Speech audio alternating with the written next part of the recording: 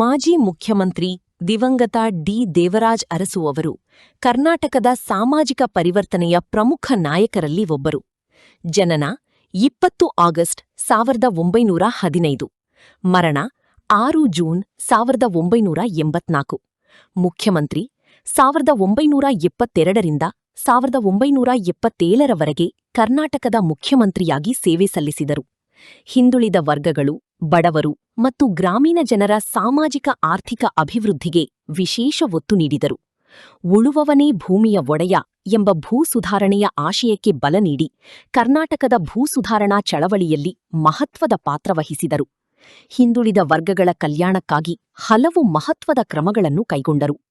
ಅವರ ಆಡಳಿತವನ್ನು ಕರ್ನಾಟಕದ ಸಾಮಾಜಿಕ ನ್ಯಾಯದ ಇತಿಹಾಸದಲ್ಲಿ ಮಹತ್ವದ ಘಟ್ಟವೆಂದು ಪರಿಗಣಿಸಲಾಗುತ್ತದೆ. ಇಂದು ಅವರ ಜನ್ಮದಿನವನ್ನು ದೇವರಾಜ್ ಅರಸು ಜಯಂತಿಯಾಗಿ ಆಚರಿಸಲಾಗುತ್ತದೆ.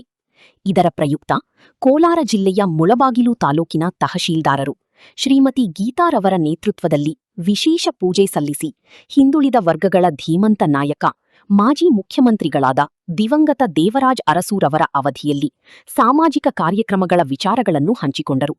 ಈ ಸಂದರ್ಭದಲ್ಲಿ ವಿವಿಧ ಇಲಾಖೆಗಳ ಅಧಿಕಾರಿಗಳು, ಕಾಂಗ್ರೆಸ್ ಮುಖಂಡರುಗಳು ಮತ್ತು ಹಿಂದುಳಿದ ವರ್ಗಗಳ ಮುಖಂಡರು ಭಾಗವಹಿಸಿ ಕಾರ್ಯಕ್ರಮವನ್ನು ಯಶಸ್ವಿಗೊಳಿಸಿದರು.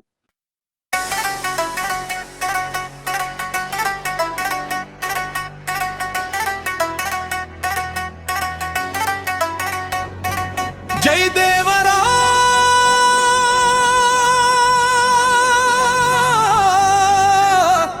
ಅರಸು ಜೈ ಸವಾ.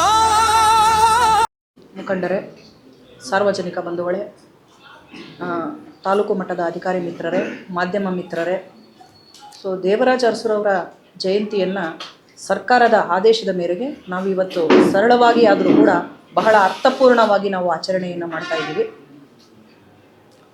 ದೀರ್ಘಾವಧಿಯಲ್ಲಿ ಆಡಳಿತ ಮಾಡಿರ್ತಕ್ಕಂಥ ಮೊಟ್ಟ ಮೊದಲ ಮುಖ್ಯಮಂತ್ರಿಗಳಿವರು.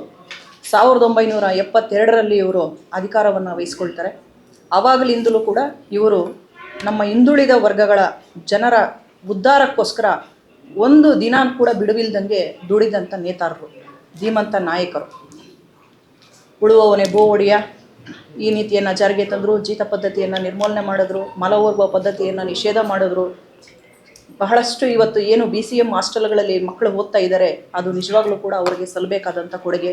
ಶಿಕ್ಷಣ ಆಗ್ಬೋದು, ಸಾಮಾಜಿಕ ಆಗ್ಬೋದು, ಧಾರ್ಮಿಕ ಆಗ್ಬೋದು, ಶೈಕ್ಷಣಿಕ ಆಗಬಹುದು, ಎಲ್ಲ ಕ್ಷೇತ್ರಗಳಲ್ಲೂ ಕೂಡ ಎಲ್ಲ ಹಿಂದುಳಿದ ವರ್ಗಗಳನ್ನು ಅವರ ಒಂದು ಉದ್ಧಾರಕ್ಕೋಸ್ಕರ ಶ್ರಮಿಸಿದಂಥ ಮಹಾನ್ ಚೇತನ ಅಂತಂದರೆ ನಮಗೆ ತಪ್ಪಾಗಲಾರ್ದು. ಅವರು ಮಾಡಿರ್ತಕ್ಕಂಥ 1937ರಲ್ಲಿ ಅವರು ರಾಜಕೀಯಕ್ಕೆ ಪಾದಾರ್ಪಣೆ ಮಾಡ್ತಾರೆ. ಅವತ್ತಿಂದ ಹಿಡಿದು ಅವರ ದಿವಂಗತರಾಗುವವರೆಗೂ ಕೂಡ ಶ್ರಮವಿಲ್ಲದಂಗೆ ದುಡಿತಾರೆ. ಅವರು ರಾಜಕೀಯದಲ್ಲಿ ಉತ್ತಮವಾದಂಥ ಒಂದು ದೃಢ ಸಂಕಲ್ಪವನ್ನು ಹೊತ್ತಿರ್ತಕ್ಕಂಥ, ಜನರ ಸೇವೆಯೇ ನನ್ನ ಒಂದು ಪರಮ ಗುರಿ ಅಂತಕ್ಕಂಥ ಒಂದು ಇಚ್ಛಾಶಕ್ತಿಯನ್ನು ಹೊಂದಿರತಕ್ಕಂಥ ರಾಜಕೀಯ ಕಟ್ಟಾಳು ಅಂತಂದರೆ ತಪ್ಪಾಗಲಾರದು. ಅಂಥ ಉತ್ತಮವಾದಂಥ ಕಾರ್ಯಕ್ರಮಗಳನ್ನು, ಹಿಂದುಳಿದ ವರ್ಗಗಳನ್ನು ಒಂದು ಉದ್ಧಾರಕ್ಕಾಗಿ ಶ್ರಮಿಸಿದಂಥ ನೇತಾರರ ಒಂದು ಜಯಂತಿಯನ್ನು ಇವತ್ತು ನಾವು ಅರ್ಥಪೂರ್ಣವಾಗಿ ಎಲ್ಲ ಹಿಂದುಳಿದ ವರ್ಗಗಳ ಮಹಾನ್ ನಾಯಕರ ಒಂದು ಮುಖಂಡರುಗಳ ನೇತೃತ್ವದಲ್ಲಿ ನಾವು ಬಹಳ ಅಚ್ಚುಕಟ್ಟಾಗಿ ಉದ್ದೇಶಪೂರ್ವಕವಾಗಿ ಆಚರಣೆ ಮಾಡಿದ್ದೀವಿ. ಅವರ ಒಂದು ಆದರ್ಶಗಳು ಏನಿತ್ತು, ಅವರ ಧ್ಯೇಯ ಗುರಿಗಳು ಏನಿತ್ತು, ನಮ್ಮಲ್ಲಿರ್ತಕ್ಕಂಥ ಅಹಿಂದ ನಾಯಕರು ಅವುಗಳನ್ನು ಮುಂದುವರಿಸ್ಕೊಂಡು ಹೋಗ್ತಾರೆ ಅಂತಕ್ಕಂಥ ಒಂದು ಭರವಸೆ ನನಗಿದೆ. ಈ ಒಂದು ಸಮಾರಂಭದಲ್ಲಿ ನಾನು ಆ ಒಂದು ಮಾತನ್ನು ಹೇಳೋದಕ್ಕೆ ಇಷ್ಟಪಡ್ತೀನಿ. ಹೊಸದಾಗಿ ನಮ್ಮ ತಾಲೂಕಲ್ಲೂ ಕೂಡ ಒಂದು ಸಂಘಟನೆ ರೆಡಿ ಆಗ್ತಾ ಇದೆ.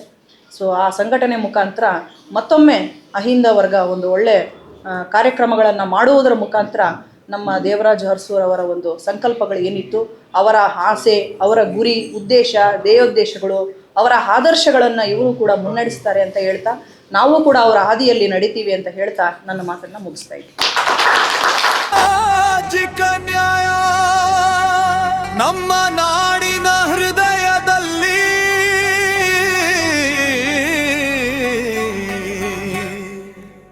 ನಿನ್ನ ಹೆಜ್ಜೆಯ ಗುರುತು.